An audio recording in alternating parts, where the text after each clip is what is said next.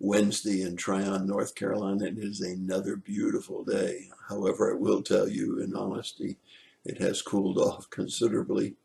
Instead of the balmy 70s, we're now down at 58 degrees midday, and the leaves have lost probably half of the trees have lost probably half of their leaves, and but yet there's still a lot of beautiful color and still a lot of green. We are still in an incredibly dry drought, and up around Lake Lure, where Dirty Dancing was filmed, they have a massive 200 or 300 acre forest fire that's probably 30 miles away from us, but nevertheless, big forest fire, and thankfully there's a good breeze blowing, so it's keeping the smoke away from us, and we are not suffering any from the fire. Well, when we started this whole series about Abel and how man is not able to save himself and go to heaven by his own efforts or his own works, and then we looked at God's ability not only to save us, but what he can do in our lives after we're saved. If you'll think back to the very beginning of this series, I quoted from 1 Samuel 6:20. Who is able to stand before a holy God? Now, who is able to stand before a holy God?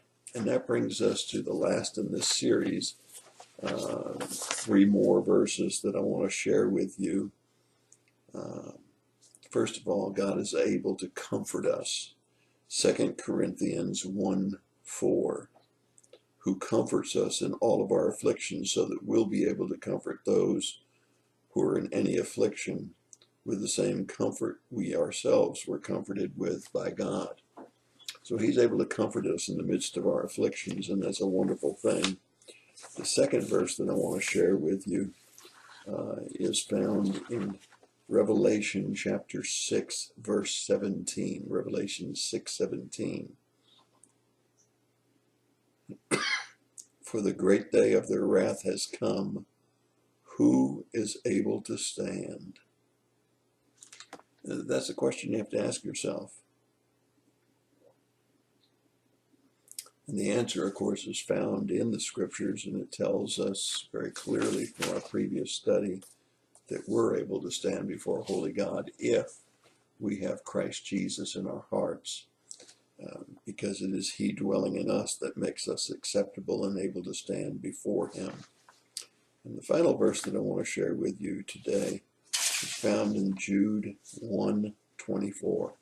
And actually, it's the verse that a pastor shared at a conference recently that caused me to go through this whole study about Abel.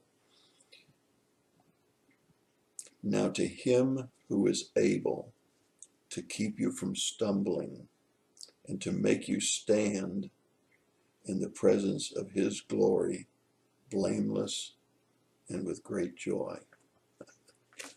Yes, when you have Christ Jesus in your heart, you're able to stand before a holy God, and he's able to keep you from stumbling. I like that. I found that after my hip surgery and with my stiff knees, I don't lift my feet as high as I used to, and I tend to trip sometimes on roots as I'm walking through the woods or over mats that are on the floor. And I'm really glad to know that God's able to keep me from stumbling. We know this not the physical stumbling, it's the spiritual stumbling. And I can stand before a holy God because I have Christ Jesus dwelling in me.